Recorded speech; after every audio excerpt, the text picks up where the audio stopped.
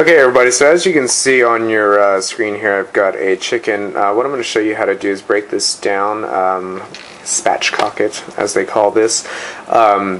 Really great way to cook a chicken fast. Also, if you're into using the grill, which a lot of people are this time of year, it's a great way to break the chicken down so it cooks quickly and evenly.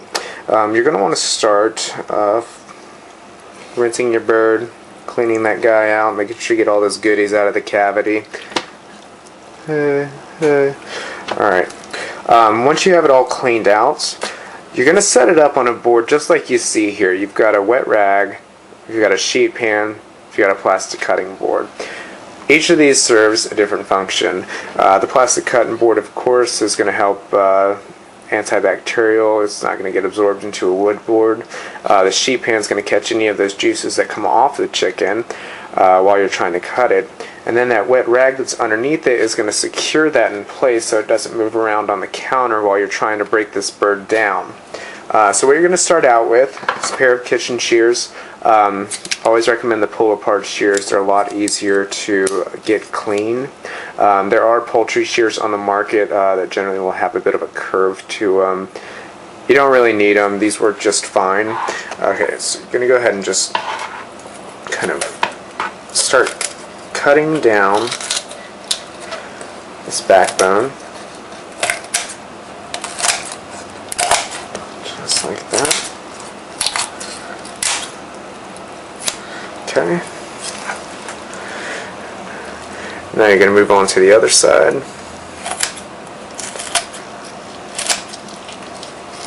You can also do this with a good sharp chef's knife if you have one. As you can see, the shears make it pretty easy. Oop. Okay.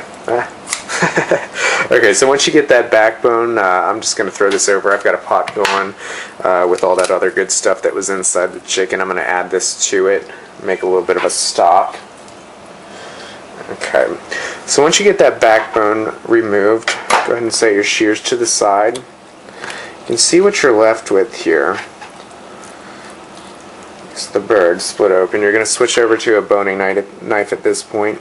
There's a bit of cartilage that runs right here through the bird. You're going to want to remove that. So start, give it a little slit right there with your knife. Okay. Then you see that little bit right there, just take your knife, just kind of run it down. Again, a good sharp knife is always your best friend when it comes to doing this. Okay. So after doing a couple slits, you have to get a little bit violent, so if you're a little bit faint of heart, don't watch right now. Just kind of split it like that.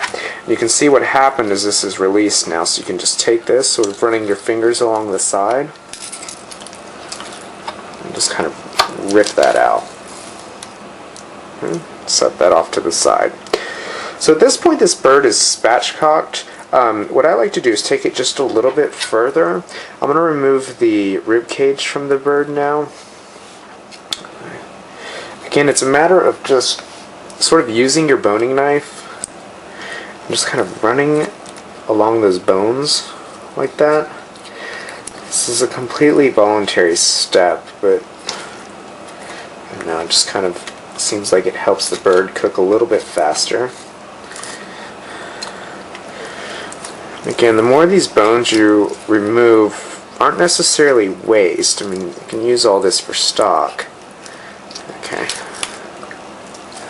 That's the part that gets a little tricky. Again, you just kind of have to follow your bones there. Once you get up here into the thigh, you just sort of rip it out.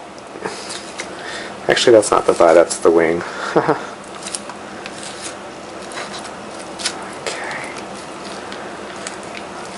It's funny, when I was in school, this was like one of the first things we learned how to do. I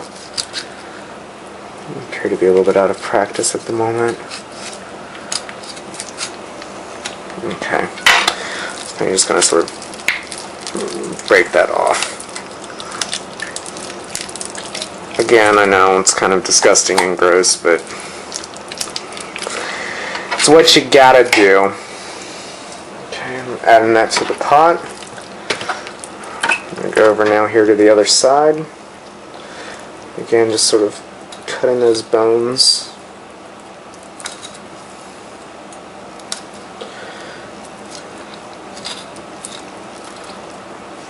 running your knife underneath them. Just kind of letting the bones guide your knife. Just work out.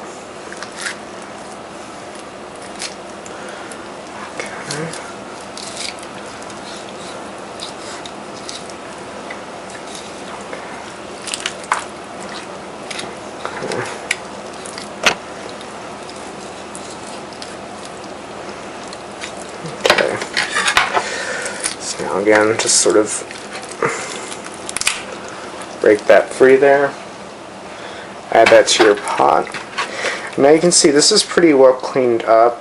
Any more of the bones that you want to remove is completely optional, but you can see now this is going to lay out nice and flat.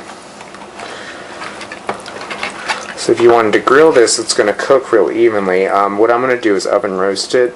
So I'm going to sort of reconfigure the camera a little bit so I can show you how to do that. And then we'll get this bad boy in the oven. See you in a minute. La, da, da, da, da, da, da. Boop, boop, boop, boop, boop.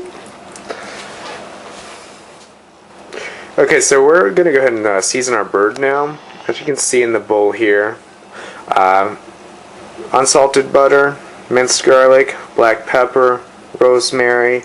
I've got the zest of 1 lemon, and this is pretty much ready to go. The only thing I'm going to add to it at this point, just a little bit of extra virgin olive oil. And what this extra virgin olive oil is going to do is loosen it up a little bit so it forms more of a paste. The other benefit of using the olive oil with the butter is that it raises the smoking point of the butter.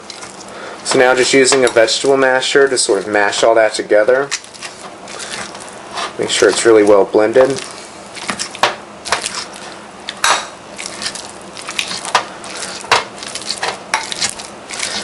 Okay. So once you get that all mixed together, you're going to want to try it, because once it goes on the bird, obviously you're not going to want to stick your fingers or a spoon or anything on that raw bird and taste anything that comes off of it. It's got a nice flavor to it. So now I'm going to set this to the side and bring the bird over. Okay. Alright, so there's our bird. We'll just go ahead and lay him out there.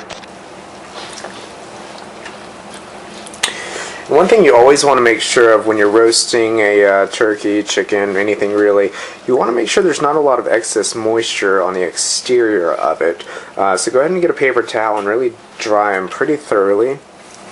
Because what happens if it's got a lot of water or whatever juice on them still, it's going to cause the skin to steam and you're not going to get that nice crispy chicken skin that's so ideal. Okay, so you come back over here with your butter. You're going to have to get a little messy at this point. And really just kind of using your fingers, you're going to lift that skin up, just sort of working your thumb underneath, and then take that butter and just start pushing it up underneath the bird. I know it's a little it's a little gross, but it's going to make a world of difference as far as the flavor of this bird. And just kind of spread it about like that. Don't be scared. Okay. Just gonna push it. Push it real good. There we go. Yeah, you kind of just have to get real dirty. Okay, so some underneath the breast. Probably lift up over here. Do a little bit underneath the thigh. Come over to this side. Maybe. There we go.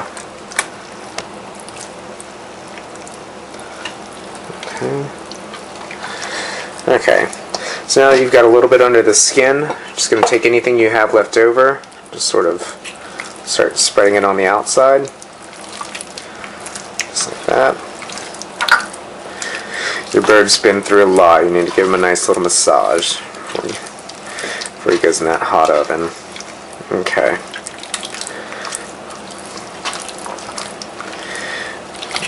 Okay. So we're going to go ahead and roast this now right on this aluminum sheet pan. A lot of times you'll hear people say you need to use a roasting rack. You usually would use a roasting rack. If this bird was still whole, you can see the way that he would lay like that. What's going to happen if he's whole and you don't have this bird racked, all that skin that's on the bottom is going to get really kind of soggy. But since we have it laid out in the manner that we do, it's nothing but the meat on the underside. So all that's going to kind of get nice and steamed, stay real moist. The only thing you're going to want to watch is these little wing tips right here.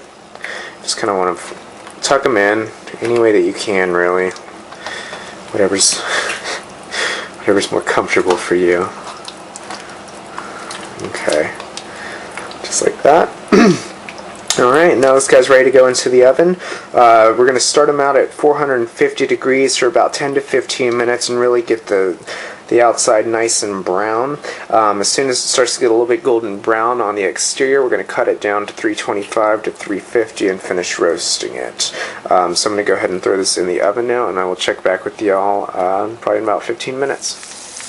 Okay, so you can see here this after about 15 minutes of roasting this chicken, you're starting to get a little bit of golden brown on that skin. As soon as you start to see that happen, you're going to want to cut the temperature down to about 325 to finish cooking this. That should finish browning the skin and keep that meat really nice and moist. Just one word of caution with this. Keep it a pretty safe distance from that element right there, because what's going to happen is as you're searing this at 450 degrees, is a lot of that oil is going to start to pop off, and that oil will pop up and hit that element, and it's going to get a little bit smoky. Don't let it scare you too much, but it could cause a fire, so just keep an eye on that. Alright, so that's how your bird's going to look when it comes out of the oven. What I've got going over here, we're going to make a quick chicken gravy to go over this bird. This is just some of the drippings from this pan over here. You can see I've got that on high, getting that really nice and hot. I'm going to add a little bit of flour to that now. Regular all-purpose flour. Just give it a little stir. Okay. And that's going to be the roux that we're going to use to now thicken this gravy. Over here, this is that stock I was telling you about. Those are all the little scraps from that bird that we cleaned up before. Just boiled in some water with a little bit of fresh thyme and leftover green onion. Alright, so I'm just going to sort of just pour that in.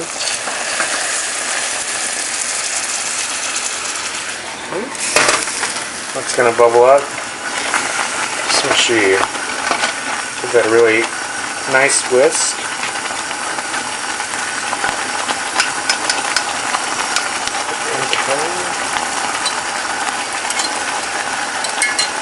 Just a little bit more stock. At this point I'm just sort of adjusting the consistency of the gravy.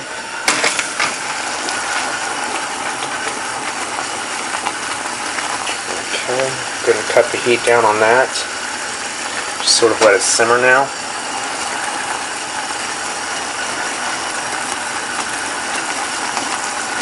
Now that's just going to simmer for just a few minutes. All you really need to do is season with a little bit of salt and pepper, and that's ready to go. And there you have it. Chicken, gravy, deliciousness. Yay! See you next time.